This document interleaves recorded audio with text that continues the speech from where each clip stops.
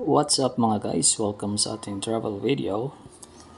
Well, ito pala yung isang video na kuha natin nung nag-DIY tayo going to Sagada. So, before ko i-delete at least, might as well share it with you para makita nyo rin kung gaano kaganda ang Sagada. Anyway, naka-slow motion kasi yung video kaya wala siyang sounds. That's why I have to do voiceover. So, pagpasensyahan nyo na po kasi di po ako kagalingan when it comes to voiceover. So anyway, ang video ito ay para sa mga broken-hearted at gustong makamove on. Well, I think it's time for you to visit Sagada. Ito yung isang view na makikita mo if you visit Sagada. Ito yung Sea of Clouds, Chasing Sunrise. Isa sa mga tour na nasalihan ko while I was doing DIY to Sagada. So ito yon, gumising kami ng madaling araw. Maybe that was around 2 a.m. I guess. At nag-hike papunta rito sa Tuktok. Tamang-tama naman. Pagdating namin dito ay magandang panahon. That's why nasilayan namin ang ganda ng Sea of Clouds at ang pagsibol ng araw.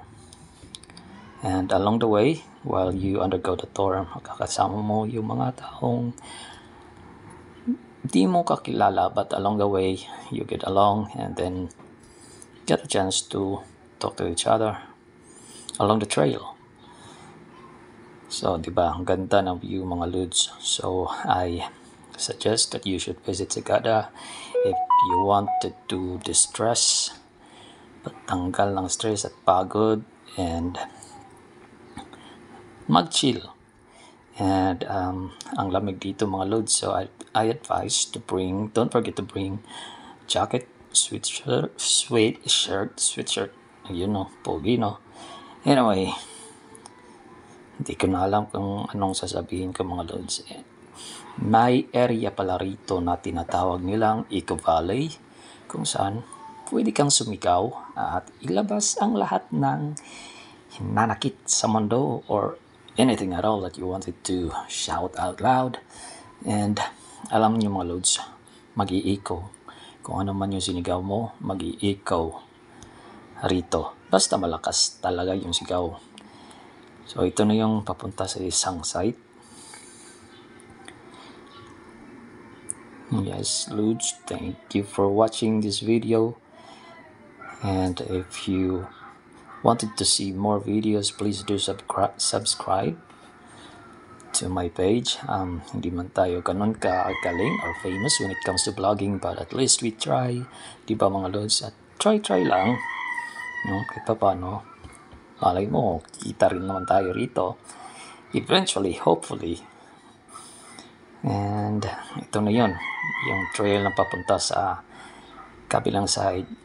So kita mo mga lods, the mountains were being wrapped by the clouds. So dito lang yan sa Sagada, kung saan mapapakanta ka ng Where do broken hearts go? Can they find a way home? Anong sunod na lyrics? I don't know. It's time to call the lyrics, please. Ganda ng view mga lods. Di ko na alam kung ano ang sasabihin ko.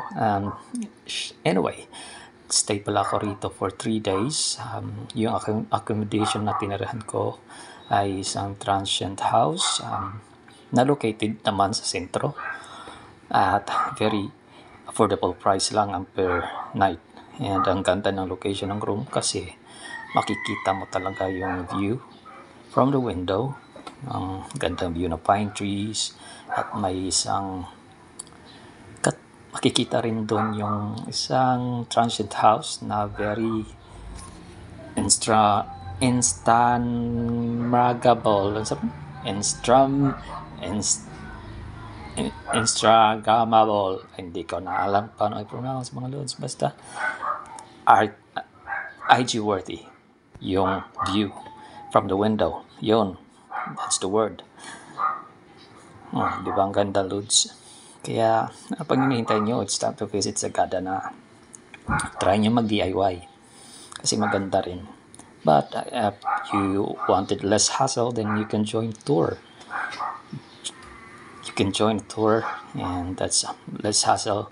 But if you wanted to do some exciting part, if you wanted to have some excitement, then you can do DIY, which is okay.